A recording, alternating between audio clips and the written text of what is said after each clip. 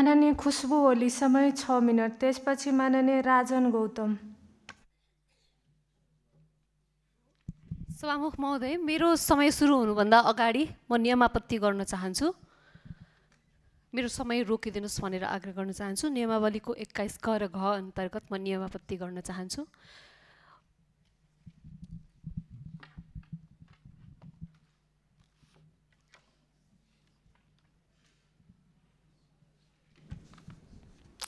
समय रोकिदिनु।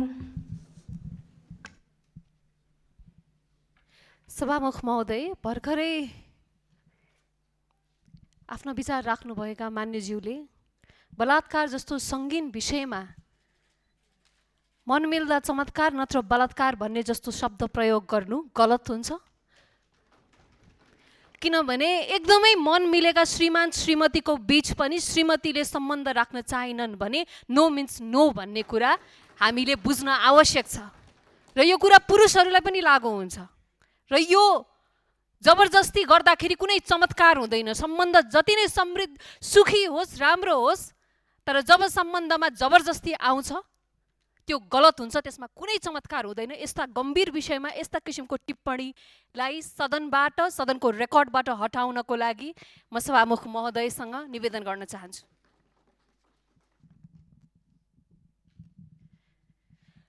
सभामुख महोदय, आज सडकमा आमाहरू, दिदीबहिनीहरू र छोरीहरू न्याय मागिरहेका छन्। त्यसैले आजको बहस बलात्कारीलाई कति वर्ष जेल हाल्ने भन्ने होइन, यस्ता जघन्य अपराधमा मृत्युदण्डको व्यवस्था किन नगर्ने भन्ने हो। नेपालको संविधानले मृत्युदण्डको सजाय दिने गरी कानुन बनाउन निषेध गरेको छ। हामीलाई बारम्बार ICCPR को सेकेन्ड अप्सनल प्रोटोकल देखाइन्छ, तर म सोध्न चाहन्छु, एउटै नेपाली छोरीको जीवनभन्दा ठुलो कुनै संविधानको धारा वा कुनै प्रोटोकल हुन सक्दैन। कहिले निर्मला, कहिले इनिशा, आज फेरि गरिमा। हाम्रा छोरीहरू गुमाइरहने र प्रोटोकलका पाना र संविधानका धारा पल्टाइरहने हो। भारतलाई यस्तो प्रोटोकल आवश्यक परेन, त्यहाँ मृत्युदण्डको व्यवस्था छ। नेपाललाई किन यस्तो प्रोटोकलको आवश्यकता पर्यो र मृत्युदण्ड किन छैन? यदि अन्तर्राष्ट्रिय प्रतिबद्धता न्यायको बाटोमा बाधक बन्छ भने सरकारले त्यसको पुनरावलोकन र कानुनी समाधान खोज्ने राजनीतिक साहस देखाउन म आग्रह गर्न चाहन्छु।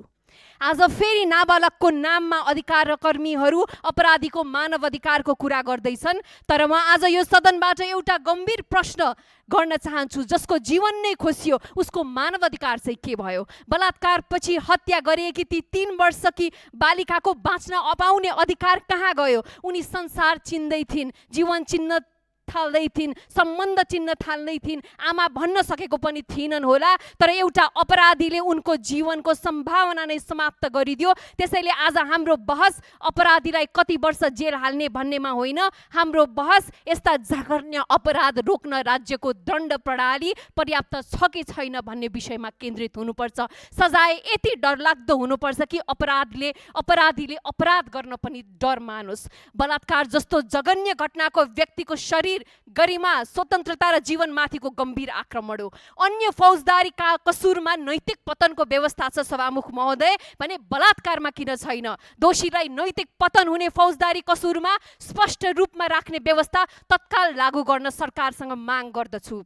बलात्कार जस्तो जघन्य अपराधमा दोषी भइसकेपछि पनि उसले फेरि पनि यही कारणले गर्दा, यो फौजदारी कसुर नलाग्ने कारणले गर्दा उनले सार्वजनिक पद धारण गर्न पाउने व्यवस्थाको अन्त्य हुनुपर्छ।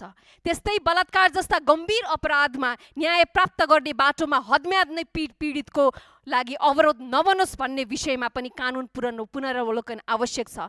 न्यायको ढोका पीडितले ढकझक्याउन ढिला भयो भनेर बन्द हुनु हुँदैन। बलात्कारको घटनामा हदम्याद किन र कति राख्ने भन्ने विषयमा सांसद, अदालत लगायत सरकारवालाहरूले पुनरावलोकन गर्न पाउनुपर्छ। अदालतमा पनि पीडितलाई दोस्रो पटक पीडित बनाउने काम बन्द हुनुपर्छ। हामीले अदालतमा कहिलेकाहीँ सुनेका छौँ, आगो बलेपछि नौनी पग्लिन्छ। यस्ता अभिव्यक्तिहरू शब्द मात्रै होइनन् सभामुख महोदय, यी शब्दहरूभित्र हाम्रो समाजको गहिरो पीडित दोषारोपण गर्ने मानसिकता लुकेको छ। बलात्कारको पीडितलाई नै प्रश्न गर्ने, उसको चरित्रमाथि प्रश्न उठाउने, उसको व्यवहारमाथि प्रश्न गर्ने वा उसैलाई अपराधको कारण जस्तो देखाउने प्रवृत्तिको अन्त्य हुनुपर्दछ। हाम्रो विगतको दण्डहीनताले भविष्यको अपराधलाई प्रोत्साहित त गरिरहेको छैन भन्ने प्रश्न यथावत छ।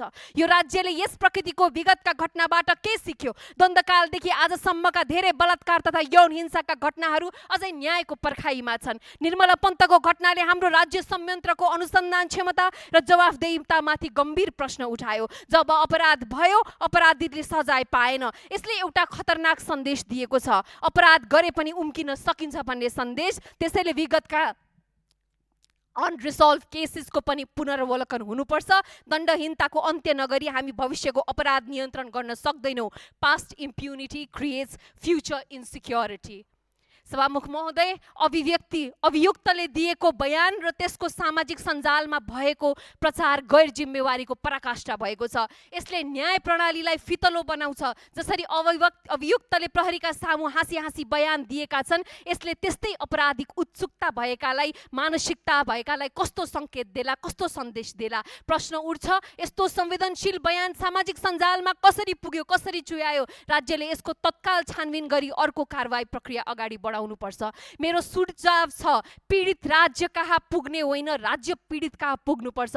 विगतमा हाम्रो राज्य संयन्त्रको एउटा गम्भीर समस्या यही थियो। अपराधको सूचना पाएपछि पीडित वा परिवारले प्रहरी कार्यालय धाउनुपर्ने, बयान दिनुपर्ने, प्रमाण खोज्नुपर्ने र राज्यका विभिन्न निकायको ढोका ढकढक्याउनुपर्ने अवस्था हुनु हुँदैन। बलात्कारको सूचना प्राप्त हुने बित्तिकै राज्य पीडित कहाँ पुग्नुपर्छ। एफआइआरदेखि अनुसन्धान, चिकित्सकीय परीक्षण, मनोसामाजिक सहयोग, कानुनी सहायता र न्यायिक प्रक्रियासम्म राज्यले पीडित केन्द्रित प्रणाली निर्माण गर्नुपर्छ। पीडितले राज्य खोज्ने होइन, राज्यले पीडित खोज्नुपर्छ। यो नै विक्टिम सेन्ट्रिक जस्टिस हुन्छ। सभामुख महोदय, राज्यको जिम्मेवारी कहाँबाट सुरु हुन्छ? राज्यको जिम्मेवारी अपराध भएपछि मात्र सुरु हुँदैन। राज्यको जिम्मेवारी सुरक्षाबाट सुरु हुन्छ। एफआइआर दर्तादेखि अनुसन्धानसम्म, अनुसन्धानदेखि अभियोजनसम्म, अभियोजनदेखि फैसला र फैसलादेखि कार्यान्वयनसम्म हरेक चरणमा राज्यले आफ्नो जिम्मेवारी लिनुपर्छ। हाम्रा छोरीहरू, हाम्रा चेलीहरू, हाम्रा बालबालिका सुरक्षित छैनन् भने हामीले राज्यको कुनै पनि सफलताको दाबी गर्न सक्दैनौँ। बालबालिका र महिला सुरक्षित नभएको राज्य शक्तिशाली राज्य हुन सक्दैन। त्यसैले म निवेदन गर्न चाहन्छु सरकार समक्ष, आज हामीले विचार गर्नुपर्ने अर्को पनि विषय के छ भने, एउटा बालक जसले यो घटना घटायो उसको दिमागमा यस किसिमको क्रूरता, अमानवीयता, यस्तो राक्षसीपन कसरी आयो भन्ने विषयमा पनि सरकार गम्भीर हुन आवश्यक छ जस्तो लाग्छ। धन्यवाद।